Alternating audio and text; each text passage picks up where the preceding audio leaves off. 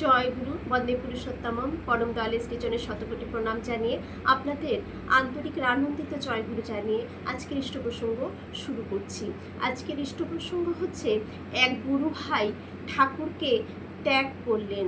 ঠাকুরকে ত্যাগ করে তিনি নিজের জীবন চলনাকে সুন্দর করে চালানোর জন্য ঠাকুরকে ত্যাগ করার পরবর্তীতে তার জীবনে কি কি ঘটলো, তারপর তিনি কি করলেন এবং তার জীবনে পরবর্তীতে কি আকার ধারণ করলো সেটাই শুনে নেব। এটা শুনলে শরীরের রোমকূপগুলো মনে হয় শিউরে ওঠে। আমি যখন প্রথম পড়লাম মানে কি বলবো, আমার সারা গা কাঁটা দিয়ে উঠছিল। আসুন সেই ঘটনাটি একটু মনোযোগ সহকারে আমরা শুনে নেই ঠাকুরের অপার দয়ার কথা এবং তাকে ত্যাগ করায় কি ঘটনাই ঘটলো। আসুন যে একটু বড় হবে, মনোযোগ সহকারে সবাই ধৈর্য ধরে শুনবেন। আমি ঘটনাটাকে একটু ছোট ছোট করেই বলবো।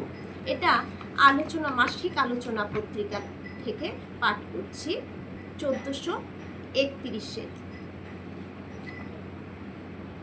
মানুষ ভগবান, লিখেছেন সাধনা সরকার। আমার স্বর্গীয় পিতৃদেব শ্রীযুক্ত কুটিশ্বর সরকার স্কুল ছুট হয়ে পাবনায় গিয়েছিলেন মানুষ ভগবান দেখতে। আমি একজন বৈষ্ণব ঘরের ছেলে। আমার বাবাকে গ্রামের সকলে গোসাই গোসাই বলে ডাকতেন। তিনি কৃষ্ণমন্ত্রে দীক্ষা দিতেন। আমরা 4 ভাইয়ের মধ্যে ছোট ছেলে হিসেবে আমাকে ছোট গোসাই বলে অনেকে ডাকতেন। আমার যখন 1 বছর বয়স তখন মা মারা যান। বড় বৌদির কাছে মানুষ হয়েছি এবং তাকে মা বলে ডাকতাম। গ্রামের স্কুলে পড়াশোনা করতাম। একদিন স্কুলের মাস্টারমশাই গল্প করলেন যে তোরা ভগবান দেখেছিস? বললাম আমাদের বাড়িতে রাধা কৃষ্ণের শ্রী বিগ্রহ আছে। তিনি বললেন না রে, মানুষ ভগবান দেখেছিস? আমরা ছাত্ররা বললাম না। তিনি বললেন হিমায়তপুরে মানুষ ভগবান এসেছেন, আমি সেখানে যাব। কাল থেকে তোদের আর পড়াতে আসবো না, অন্যজন আসবেন। মাস্টারমশাইয়ের কথাটা ঠিক মতো বুঝতে পারলাম না, তবে শুনতে ভালো লাগলো। মানুষ ভগবান কথাটি জপতেই বাড়ি এলাম। বৌদি ভাত খেতে দিলেন। তাকে বললাম মা, হিমায়তপুর গ্রামে মানুষ ভগবান এসেছেন, দেখতে যাবে? বৌদি বললেন দেখো, আমি তো নিয়ে যেতে পারবো না, তোর দাদা আসলে বলিস। গ্রামের বাড়ি, রাতে তেলের প্রদীপ জ্বলে তাড়াতাড়ি শুয়ে পড়াই অভ্যাস, তাই সেদিন আর দাদার সাথে কথা হলো না। পরের দিন সকালবেলা বৌদির নাস্তা হিসেবে আলু সেদ্ধ ভাত খেতে দিলেন আমাদের সবাইকে। সেই সময় সুযোগ পেয়ে কথাটা তুলে ধরলাম। দাদাকে বললাম দাদা, হিমায়তপুর গ্রামে মানুষ ভগবান এসেছেন, দেখতে যাবে? কথাটা শুনে দাদা কিছুটা ক্ষুব্ধ হলেন, ধমক দিয়ে বললেন চুপ কর, উনি জাদু জানেন, ওনার চোখের দিকে তাকালে সে আর ঘুরে আসে না। আর আমরা কেন দীক্ষা নেব? আমাদের তো বৈষ্ণব ধর্ম। তবে পুরোপুরি নিরাশ করা ঠিক হবে না ভেবে বললেন 1 বছর পরে মেট্রিক পাস করে নে, তারপর তোকে নিয়ে যাব। কিন্তু আমার কথাটা মাথা থেকে সরে যাচ্ছিল না। মানুষ ভগবান স্কুলে গেলেও মনে সেই একই কথা ওঠানামা করতে লাগলো। ভাবলাম বাড়ি থেকে পালিয়ে যাব আমি মানুষ ভগবান থেকে। তাই একদিন রাতে চুপটি করে বাড়ি থেকে বেরিয়ে গেলাম। যেখানে টাকা পয়সা থাকতো সেখান থেকে কিছু টাকা আমার স্কুল ব্যাগে নিলাম। নিয়ে রাত্রে 2টো গেঞ্জি, 2টো ধুতি, 2টো জামা নিয়ে বেরিয়ে পড়লাম। রাত্রিটা কোনো মতে কাটিয়ে রওনা দিলাম। গ্রামের থেকে হিমায়তপুর যেতে ইছাময়ী নদী পার হয়ে যেতে হয়। নৌকায় উঠে মাঝিকে বললাম হিমায়তপুর যাব। যাই হোক, সেই দাদা ঠাকুর বাড়িতে যাওয়ার আগেই এক নদী পার হয়ে নৌকা হিমায়তপুর ঘাটে লাগলে সবাই নেমে পড়লাম।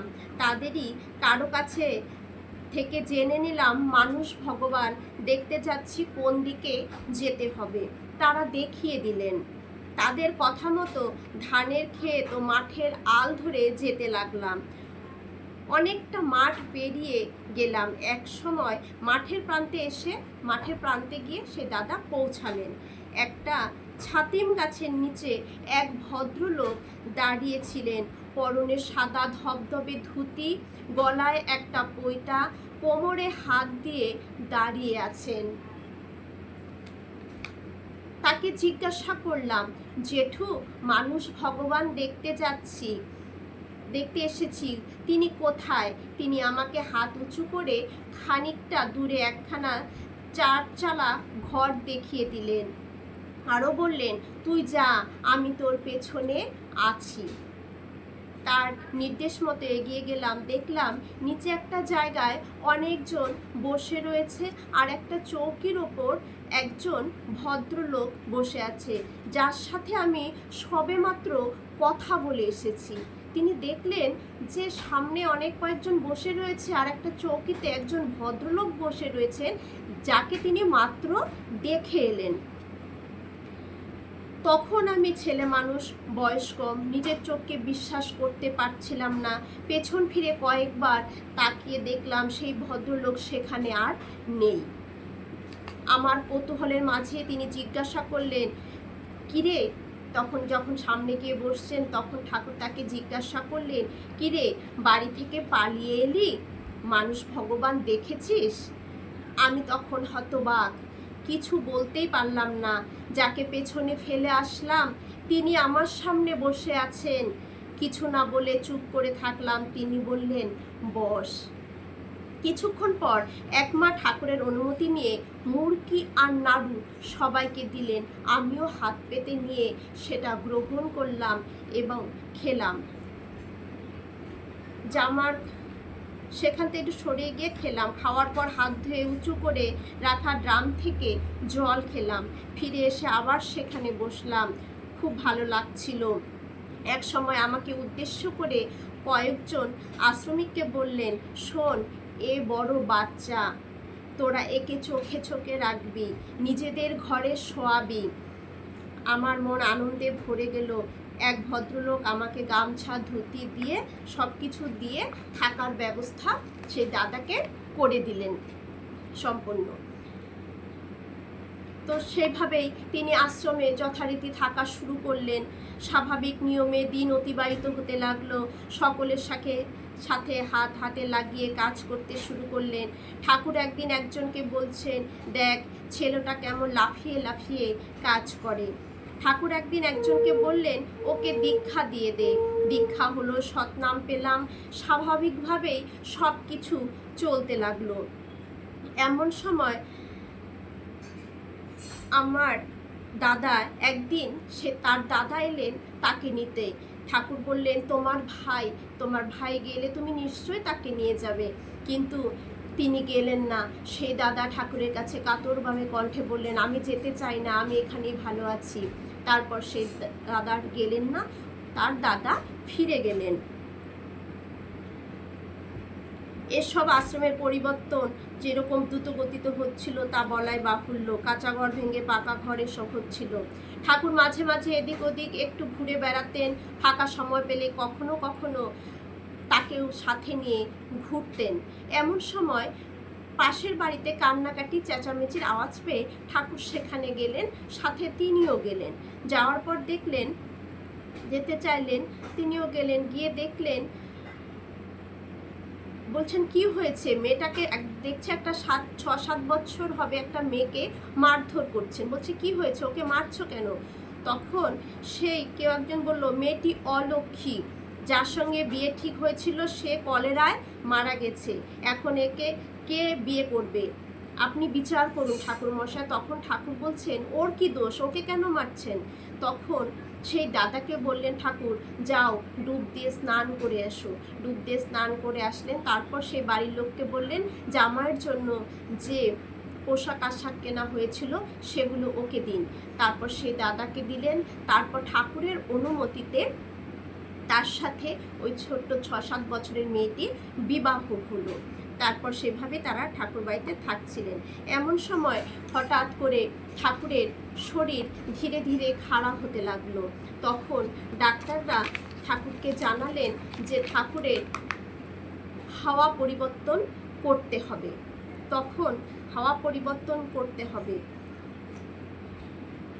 এই সিদ্ধান্তে আসার পর যে কোথায়, যে বৈদ্যনাথ ধামে দিনরাত এক এক ঠাকুরকে সুস্থ করার চেষ্টা করতেন। শেষে কিছুতেই কিছু না হওয়ায় ঠাকুরের হাওয়ার পরে পরামর্শ দিতে থাকলেন।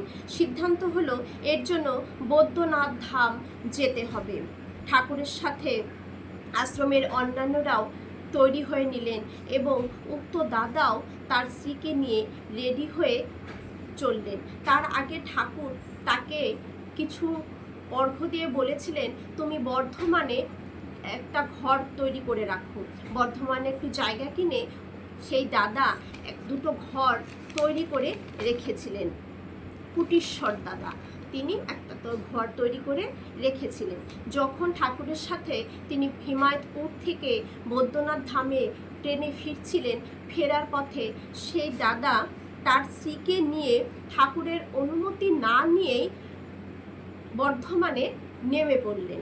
বর্ধমানে নেমে গিয়ে তার যে বাড়ি তৈরি করা ছিল, ঘর তৈরি করা ছিল, সেখানে তার স্ত্রীকে নিয়ে তিনি থাকা শুরু করলেন। আর ঠাকুরকে সেই দাদা ভুলে গেলেন। ঠাকুর অনুমতি না নিয়ে স্ত্রী সহ তিনি বর্ধমানে নেমে পড়েছিলেন। ট্রেনে প্রচণ্ড ভিড় থাকায় ঠাকুরের অনুমতি না নিয়ে বর্ধমান স্টেশনে নেমে পড়ি। স্ত্রীকে নিয়ে গেলাম কাঞ্চননগরে নিজের বাড়িতে। শুরু হলো তার সাংসারিক জীবন, নতুন পরিবেশ, নতুন সংসার। হাতে টাকা পয়সা থাকলেও কাজের সন্ধান করতে তিনি লাগলেন। কাজ পেলেন। নিজের সংসার সাজানো নিয়ে এতটাই তিনি ব্যস্ত হয়ে পড়লেন যে তিনি ঠাকুরকেই ভুলে গেলেন। যথাসময়ে এক পুত্র সন্তানের পিতা হলেন তিনি। আনন্দে কাটছিল তাদের দিনগুলো। হঠাৎ জানি কি হলো, 12 বছরের পুত্র সন্তান তাদের ছেড়ে চলে গেল। দ্বিতীয় সন্তান মৃত জন্মালো। তৃতীয় সন্তানও মাতৃগর্ভেই মারা গেল। চতুর্থ মেয়ে সন্তান জন্ম নিল। মনটা তখন অস্থির ভয়, তাই তার কোনো নাম তিনি রাখলেন না। চাপে পড়ে তখন চতুর্দিক দিয়ে তার এমন পরিস্থিতি সেই দাদার দাঁড়িয়ে গেল যে সে কোনোভাবে আর চাপ সহ্য করতে পারছেন না। চাপে পড়ে এবার ঘন ঘন তার ঠাকুরের কথা মনে পড়লো। আচার্যদেব আমাদের বলেন যে এর জন্যেই সবার ঘরে ঘরে যেন অশান্তি থাকে, কারণ শান্তিতে থাকলে আমরা ঠাকুরকে ভুলে যাই, আর অশান্তি দুঃখ কষ্টের মধ্যে চাপা পড়লে আমরা ঠাকুর ঠাকুর করি। সেই দাদারও তখন ঠাকুরকে ঘন ঘন মনে পড়তে লাগলো। ভাবলাম ঠাকুরের কাছে না গিয়ে আর উপায় নেই। ছুটে গেলাম তার কাছে, করজোড়ে ক্ষমা প্রার্থনা করে নিবেদন করতে লাগলাম, ঠাকুর বড় অন্যায় হয়েছে আমার। আপনার সঙ্গে দেখা না করে বর্ধমান স্টেশনে নেমে পড়েছিলাম। ঠাকুর বললেন, আমি সব জানি, মানুষকে তার কর্মফল ভোগ করতেই হয়। আগেরটা এ জন্মে আর এ জন্মেরটা পরের জন্মে। স্বয়ং ভগবানও এটা খণ্ডন করতে পারেন না, আর আমি তো একজন সাধারণ মানুষ। পরম প্রেমময়ের কাছে দেওঘরে থাকার বাসনা নিবেদন করলাম। তাকে আনন্দবাজারে কাজে যোগ দিতে বললেন। তার নির্দেশ মতো বর্ধমান থেকে স্ত্রী পুত্রকে নিয়ে এলেন এবং সেই স্ত্রী বড়মার সাথে কাজ করা শুরু করলেন। হঠাৎ করে কিছুদিন পরে তার স্ত্রী অসুস্থ হয়ে পড়লেন। আশ্রমের হাসপাতালে চিকিৎসা চলতে লাগলো। সেই সময় মেয়ে কিছুদিন ধরে বায়না করছিল, আমার একটি ভাই লাগবে। তখন তার মা শিখিয়ে দিয়েছিলেন, তুই তো সবসময় ঠাকুরের সামনে গিয়ে বসিস, ঠাকুরের কাছে একটা ভাইয়ের জন্য নিবেদন করিস। তো ঠাকুরকে সেই ছোট্ট মেয়েটি বলেছিল, ঠাকুর আমার একটা ভাই লাগবে। তখন ঠাকুর হেসে বলেছিল, তোর ভাইয়ের দরকার, তোর ভাই লাগবে, ঠিক আছে। সে লাফাতে লাফাতে মেয়েটি এসে বলল যে ঠাকুর বলেছে আমাকে ভাই দেবে। স্ত্রী হার্টের রোগী ছিল, তার শারীরিক অবস্থা ক্রমশ অবনতির দিকে যাচ্ছিল। সবসময় অক্সিজেন চলছিল। আনন্দবাজারে সে কাজ করত। এমনই সময় তার স্ত্রী হসপিটালে ভর্তি। তিনি একদিন ঠাকুরের কাছে এলেন। ঠাকুর তাকে বললেন, চান খাওয়ার আগে কাল আমার চান খাওয়ার আগে তুই আমাকে 500 টাকা দিতে পারবি? আমি চুপ করে রইলাম, কারণ তখন আমার মাসিক আয় ছিল 10 টাকা। ঠাকুর আবার বললেন, চুপ করে আছিস কেন, দিতে পারবি কি? বললাম, পারবো। তিনি গুরু ভাইদের কাছে চাইতে লাগলেন। সেখান থেকে বেরিয়ে সকলের কাছে হাত পেতে ভিক্ষা চাইতে লাগলেন। কিছু সংগ্রহ হলো, কিন্তু পুরোটা না। তারপর আরেক গুরু ভাইয়ের কাছে তিনি, যে ননীগোপাল, তার বাল্যবন্ধু ননীগোপাল মণ্ডলদার সঙ্গে তার দেখা হলো, তার কাছে তিনি 500 টাকা চাইলেন। তিনি বললেন, ঠিক আছে, আজকে নয়, আমি কালকে এসে দিয়ে যাব। যাক, যথারীতি পরের দিন এসে সেই তার বাল্যবন্ধু তাকে 500 টাকা দিলেন। আর 500 টাকা দেওয়ার পর তিনি দৌড়ে ঠাকুরের কাছে চলে গেলেন। গিয়ে ঠাকুরকে সেই 500 টাকা, স্নান খাওয়ার সময় পার হয়ে যাচ্ছে, তার তো চিন্তা, সে দৌড়ে গিয়ে ঠাকুরকে সেই 500 টাকা দিলেন। দেওয়ার পর ঠাকুর বললেন, এখন আর তুই দেরি করিস না, এখন তুই আনন্দবাজারে কিন্তু ঢুকবি না, তুই এখন সোজা হাসপাতালে চলে যা। তিনি দৌড়ে হাসপাতালে গেলেন। হাসপাতালে গিয়ে দেখলেন তার স্ত্রীকে বেডের থেকে নামিয়ে একটা কোণার এক পাশে ফেলে রেখেছেন। সামনে তার ছোট্ট শিশু মেয়েটি অঝরে কাঁদছেন, আর মাকে সাদা কাপড় দিয়ে মুড়িয়ে রেখেছেন, চোখ মুখ ঠুক ঢেকে। সামনে যেতেই মেয়েটি বললেন, বাবা দেখো না, ওরা মাকে এখানে সাদা কাপড়ে জড়িয়ে রেখে দিয়েছে, দেখতে দিচ্ছে না। আর সেই দাদা তখন মাথায় হাত দিয়ে সামনে বসে পড়লেন, যে হায় ঠাকুর, এটা কি হলো, এটা কি হলো? ঠাকুর একই দৃশ্য দেখালে, মুখের ওপর থেকে চাদর, তারপর তিনি মুখের ওপর থেকে চাদরটাকে সরালেন। চাদরটাকে সরিয়ে দেখলেন চোখের পাতাটা হালকা হালকা নড়ছে। নাড়ি টিপে দেখলেন নাড়িটাও হালকা চলছে। ছুটে গিয়ে ডাক্তার কম্পাউন্ডারের কাছে গিয়ে নালিশ করলেন, সুস্থ মানুষকে এভাবে তারা মৃত ঘোষণা করেছেন। আমি এক্ষুনি গিয়ে ঠাকুরকে সব কথা জানিয়ে দেব। এ কি করে সম্ভব? বলতে লাগলেন, দাদা আপনার সাথে আমাদের কোনো শত্রুতা নেই, কিন্তু তিনি সত্যিই মারা গিয়েছিলেন। তারা হতবাক হয়ে গেলেন। আবার রোগীকে উঠিয়ে খাটে ঠিকভাবে শোয়ালেন। দৌড়ে গেলেন তিনি ঠাকুরের কাছে, কিন্তু ঠাকুর ঘর বন্ধ। তাই পরদিন তিনি ঠাকুরের কাছে গিয়ে বললেন এবং অঝরে কাঁদতে লাগলেন, এবং কাঁদতে কাঁদতে বললেন, ঠাকুর আপনার এত দয়া, আপনি মৃত মানুষকেও বাঁচিয়ে তোলেন। লুটিয়ে পড়ে কাঁদছিলেন। ঠাকুর বললেন, কাঁদিস না, তোরা কাঁদলে আমার কান্না পায়। আমি কিছুই করিনি, ভগবান মানুষকে দিয়ে করান। তোর মনে নেই ছোটবেলায় মানুষ ভগবান দেখবি বলে বাড়ি থেকে পালিয়ে এসেছিলি? সেই মানুষ ভগবানই তোর স্ত্রীকে বাঁচিয়ে দিলেন।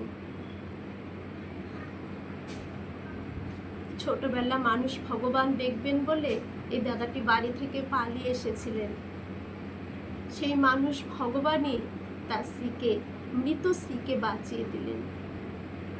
সত্যি ঠাকুর জীবন্ত, শুধু তাকে ভালোবাসতে হয়, তাকে বিশ্বাস করতে হয়। ঠাকুর মৃত মানুষকেও বাঁচান। আমার স্বামীও এরকম কোমায় চলে গিয়েছিলেন। ডাক্তার বলেছিলেন আর আশা নেই, আশা কম।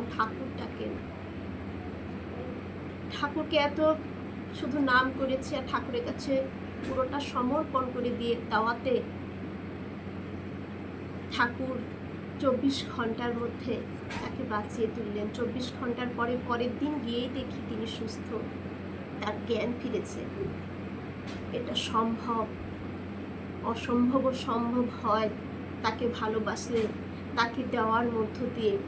এই পরিপ্রেক্ষিতে বলি, তার কাছ থেকে যেমন 500 টাকা নিয়েছিলেন, আমার এখন মনে হয় যে একবার এক মন্দিরের লোহার অর্ঘ্যের জন্য আমি অর্ঘ্য কালেকশন করেছিলাম।